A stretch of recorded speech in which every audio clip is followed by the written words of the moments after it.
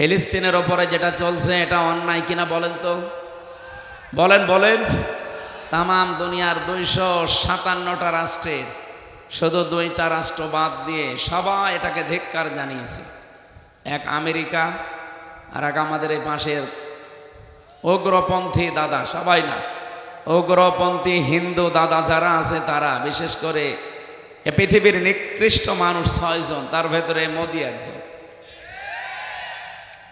আর ওনার অনুসারে যদি কেউ থাকেন আবার মন খারাপ করেন না, কারণ এটা তো আর আমি বানাইনি, এটা আন্তর্জাতিকভাবে স্বীকৃত। পৃথিবীতে নিকৃষ্ট মানুষের তালিকা আছে 6 জনের, তার ভেতরে উনি একজন। আর একজনেরটা আছে, আগে বলতে পারতাম না, এখন বলে ফেলছে, হাসিনা। তাহলে ওনারা 2 জন প্রায় এক জায়গায় আছে। এতদিন যদিও বলতো তারা একটা মিথ্যা কথা যে আমাদের স্বামী স্ত্রীর সম্পর্ক, এটা দাহা মিথ্যা কথা না। দাদা তো যে অবস্থা এখনো পর্যন্ত, যদি স্বামী স্ত্রী সত্যিই হতে চায় যে দাদারে মুসলমান হওয়া লাগবে। আরে বুড়ো বয়সে ওরা মুসলমানই কে দেবে? ওই বয়সের হাজাম লাগবে না। তাছাড়া এই বয়সের মানুষ দিয়ে যদি নিয়ে যান, ও পাকা মোতা ছাওয়ান, ও শেষে দেখা যাচ্ছে যে বুড়ো মানুষ হাজাম আগা কাটতেছে, গুড়া কেটে ফেলেছে। দাদার জীবনের মতো স্বামী স্ত্রী হওয়া স্বাদ মিটে যাবে। এই জন্য এটা সম্ভব না। এতদিন আমাদের মিথ্যা কথা ছড়িয়েছে, আমরা এটা অন্তত বিশ্বাসও করতাম না, কারণ এটা ও দাদার কপালে হেদায়েত নেই। 26টা আয়াতের বিরুদ্ধে মামলা দিয়েছিল, চিন্তা করতে পারেন। আবু জেহেলের জামানায়ও এই কাজ করা হয়নি, অথচ এই নব্য আবু জেহেল পৃথিবীর নিকৃষ্ট মানুষ। 2 জাতির নাম আমরা পাচ্ছি, একটা ইহুদি আর একটা মুশরিক। ওয়ালা তাজিদান্নাহুম আহরাসান নাসি আলা হায়াতি ওয়া মিনাল্লাযিনা আশরাকু। হে নবী, লামে তাকিদ নুনে সাকিলা, গ্যারান্টি দিয়ে আল্লাহ বলেন অবশ্যই পৃথিবীতে ইমানদারদের জন্য, মুসলমানদের জন্য 2টা জাতিকে নিকৃষ্ট শত্রু হিসাবে আপনি দেখতে পাবেন, একটা ইহুদি আর একটা মুশরিক। তামাম পৃথিবীতে মুসলমান ধ্বংস করার জন্য যারা উঠে পড়ে লেগেছেন, তাদের ভেতরে 2টা জাতি অন্যতম, আর তাদের সহযোগিতার জন্য এগিয়েছে খ্রিস্টানরা। এ কঠিন মুহূর্তে তামাম দুনিয়ার মুসলমানেরা যারা ঈমান বাঁচানোর তাকিদে প্রতিবাদ করছে, তোমাদের ভেতরে কেউ যদি দেখে কোনো অন্যায় কাজ, মানবতা বিরোধী কাজ, শরীয়ত বিরোধী কাজ, ফালিও গজ্জেরুহু বিয়াদিহি, সে যেন অবশ্যই সেটা বন্ধ করে দেয় তার হাত দিয়ে। এখানে ইয়াদুন মানে কোন হাত? শুধুমাত্র ফিলিস্তিনের কথা বলছি না, যেখানে অন্যায় দেখবেন বাধা দেওয়ার জন্য কি বলেন? এ হাত কি শুধু এই হাত? কথা বুঝতেছেন আপনারা? 2 নম্বরে যদি না পারা যায়, আপনার কাছে মুখ আছে, আপনার কাছে মানববন্ধন করার জিনিসপত্র আছে, প্রতিবাদ করার মতো পত্রিকা আছে, মিডিয়া আছে, এইটার মাধ্যমে করবেন, যেটা সারা পৃথিবীতে মুসলমানের এই 2য় পর্যায়ে আছে। এটাও যদি কেউ না পারেন, অন্তর দ্বারা ঘৃণা করবেন আর মনে মনে পরিকল্পনা করবেন কি করে এটা বন্ধ করা যায়।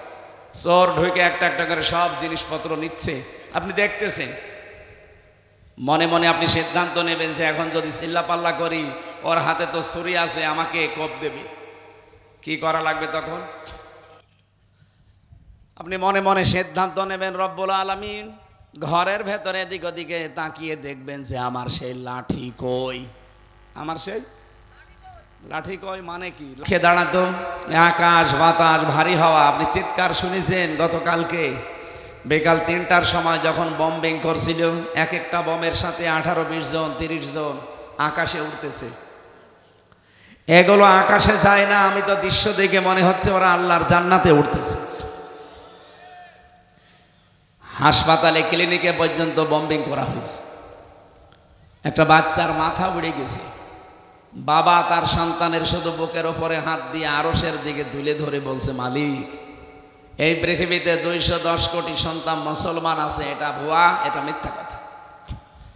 আমার বিশ্বাস তামাম দুনিয়ায় একজন মুসলমানও আর বেশি নেই। একটা ছোট্ট বাচ্চা কান্নাকাটি করছিল, এক সাংবাদিক লিখেছে যে বাচ্চাটা বলছে বম্বিং আমার উপরে করেন, আমি শুনেছি জান্নাতে নাকি খাবারের কোনো অভাব নেই। এজন্য বিশ্বের মুসলমানেরা কি জবাব দেবেন বলেন তো?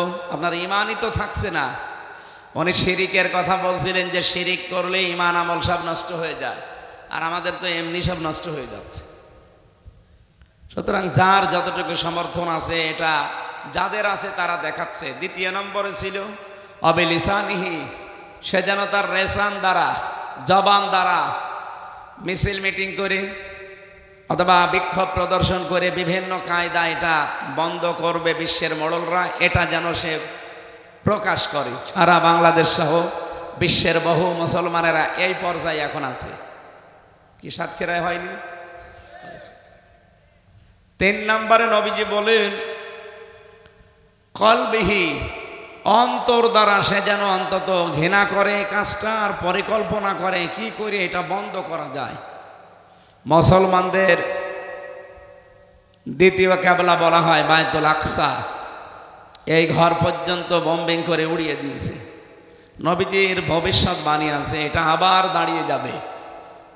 ইমাম মাহাদি আসবে, আবার বাইতুল মুকদ্দাস কি আল আকসা মসজিদ দাঁড়াবে ইনশাআল্লাহ।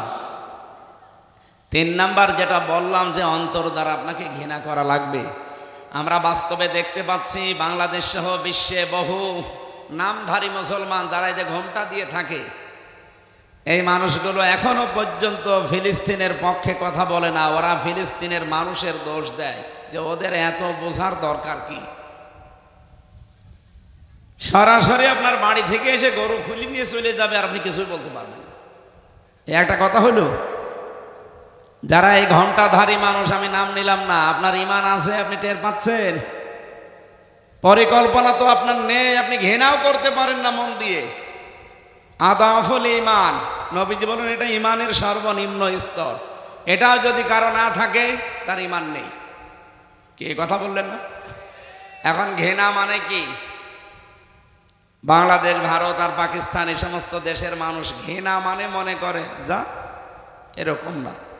ঘৃণা মানে পরিকল্পনা করা লাগবে আপনার অন্তর দ্বারা। ঘরের ভেতরে চোর ঢুকেছে, যে যা পাচ্ছে সব নিচ্ছে। আজকে একটা দৃশ্য দেখলাম বিভিন্ন প্রতিষ্ঠানে, অনেকে ফিলিস্তিনের পক্ষে আছি এই কথা বলে দোকানের মালপত্র সব লুট করছে। তো এটা আপনি ফিলিস্তিনের পক্ষে আছেন না ফিলিস্তিনের বিপক্ষে গেলেন? আমি যে হাদিস পড়লাম না একটা, হযরতে আবু যর রাদিয়াল্লাহু তাআলা আনহু থেকে বর্ণিত, তিনি বলেন আমি নবীজির কাছে শুনেছি মানিদ্দাআ মা লাইসা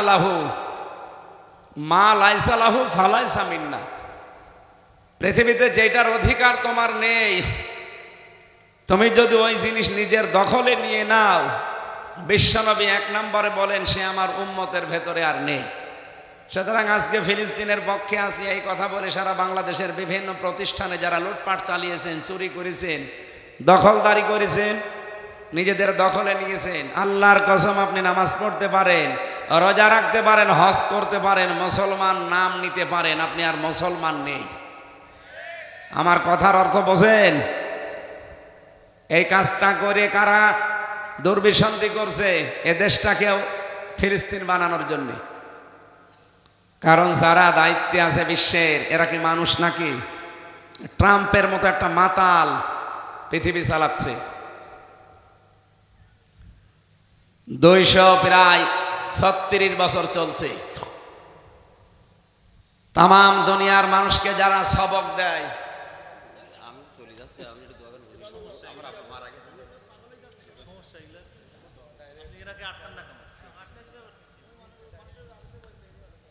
না ঠিক আছে, মাথায় তার কাটা আছে।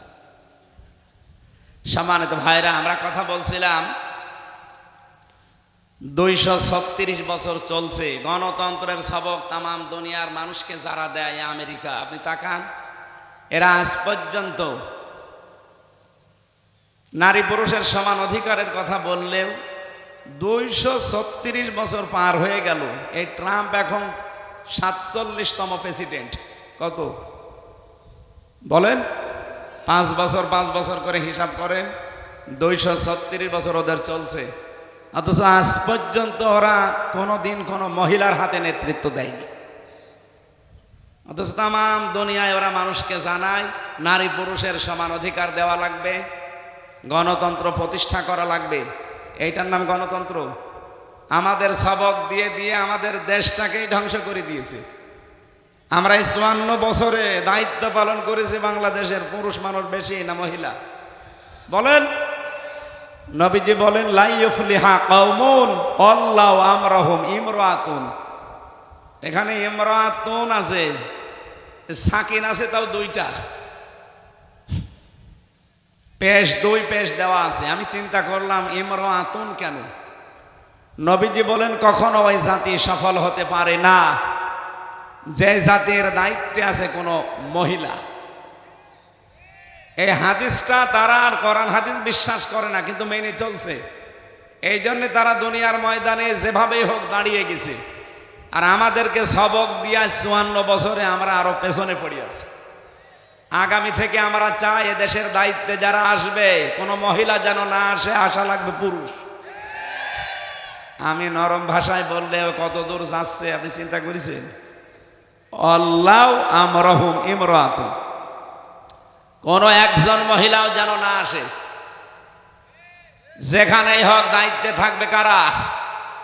বলেন। ওরা ডোনাল্ড ট্রাম্পের মতো একটা বিশ্ব মাতালকে দায়িত্ব দিল, কিন্তু কমলা হ্যারিসের মতো একটা শিক্ষিতা মেয়েকে দায়িত্ব দেয়। ওরা জাতে মাতাল হলো তাহলে ঠিক আছে, আর আমরা জাতেও মাতাল তাহলেও মাতাল। আগামী থেকে ভুল আর করা যাবে? যতই সেজে গুজে আসুক, যতই বাহানা নিয়ে আসুক না, আমরা দায়িত্ব দেব এবার মুসলমানদেরকে এবং পুরুষ মানুষকে। এটা হামজার কথা না নবীর কথা? বলেন বলেন। শুধু নবীর কথা না, আল্লাহর কথা। আর রিজালু কাওয়ামুনা আলান নিসা, পৃথিবীতে দায়িত্বে থাকবে পুরুষেরা, মেয়েরা হবে তাদের আজ্ঞাবহ। এখন পুরাটা উল্টিয়ে গেছে। এই করে করেই তো আমাদের দেশটা ৫৪ বছরে পেছিয়ে গেল। নয়তো যদি একেবারে সর্বপ্রথম পুরুষ মানুষ এবং আল্লাহওয়ালা এই দুইটা গণান্বিত মানুষদেরকে আমরা দায়িত্ব দিতে পারতাম, বাংলাদেশ আরো আগে দাঁড়িয়ে যেত। মালয়েশিয়া কয়েকদিন আগে আমি ছিলাম, ওরা ২০০৪ সাল থেকে দাঁড়িয়ে গেছে। পুরুষ মানুষ দায়িত্ব পালন করে। আমি কয়েকটা প্রদেশে ঘুরেছি মালয়েশিয়া। একটা জিনিস আমার কাছে ক্লিয়ার, পরিষ্কার, খাদ্যে যদি ভেজাল পায়, কোনো খাবারে ঔষধ দিয়েছেন, বিষ দিয়েছেন, ফরমালিন দিয়েছেন, যদি ধরা পড়ে কোনো বিচার নেই, সঙ্গে সঙ্গে মেরে ফেলবে। আমার মনে হয় বাংলাদেশের রাজশাহীর বাগমারার একটা সন্তান, আমাদের কুষ্টিয়া বিশ্ববিদ্যালয়ের বড় ভাই, ওনার নাম হচ্ছে আব্দুল জব্বার মণ্ডল। নাম শোনেননি? আপনারা যারা মিডিয়া জগতে আছেন তারা দেখেছেন। ঢাকার মতো জায়গায় একজন মানুষই পরিবর্তন করে ফেলেছে। সারা বাংলাদেশের ৮ বিভাগে যদি এরকম ৮ জন, ৬৪ জেলায় যদি ৬৪ জন আব্দুল জব্বার মণ্ডলের মতো সৎ, নীতিবান এবং ভয় ভীতিহীন মানুষ আমরা দিতে পারতাম, এই দেশটাও খাদ্যে ভেজাল দেওয়ার সাহস কেউ দেখাতো না। বিভিন্ন পণ্যের দাম নিজেদের মন মতো বসিয়ে ২০০০ টাকারটা ২০,০০০ টাকা নেয়। এরকম শপিং মল নেই? এই শার্টের দাম, এই পাঞ্জাবের দাম ২০০০ টাকা। এখানে নিজেরা কম্পিউটার দিয়ে কাগজ তৈরি করে সিলমোহর বানিয়ে ওই জায়গায় আটকিয়ে দেয়, এটার দাম। আর একটা সৈন্য দিলেই কত? বলেন না কেন? মানুষ তাই করে। আপনি এটা বাইরে করে দেখেন। আমি ওখানে এই ৯ দিন ছিলাম, একটা দিনও আমার কাশি হয়নি। আর এখানে এসেছি আজ কয়দিন, কাশি না আরো কত কিছু হচ্ছে। এই ৯ দিনে আমার ওই জায়গায় একটা ঔষধের নাম বলা লাগেনি যে ভাই ঔষধ লাগবে। তো এখানে এসে ঔষধ ছাড়া চলতেই পারছি না। ধোলা বালি আর জার যেভাবে খাদ্যে ভেজাল, টিকে আছি এই তো কত না। তা আমরা যে হাদিস পড়েছিলাম, অন্যায় দেখলে মাস্ট বি আপনাকে বাধা দেওয়া লাগবে, হাতের দ্বারা, ক্ষমতার দ্বারা, পাওয়ারের দ্বারা, শক্তির দ্বারা, টাকা পয়সার দ্বারা, যার যা আছে। যদি না পারেন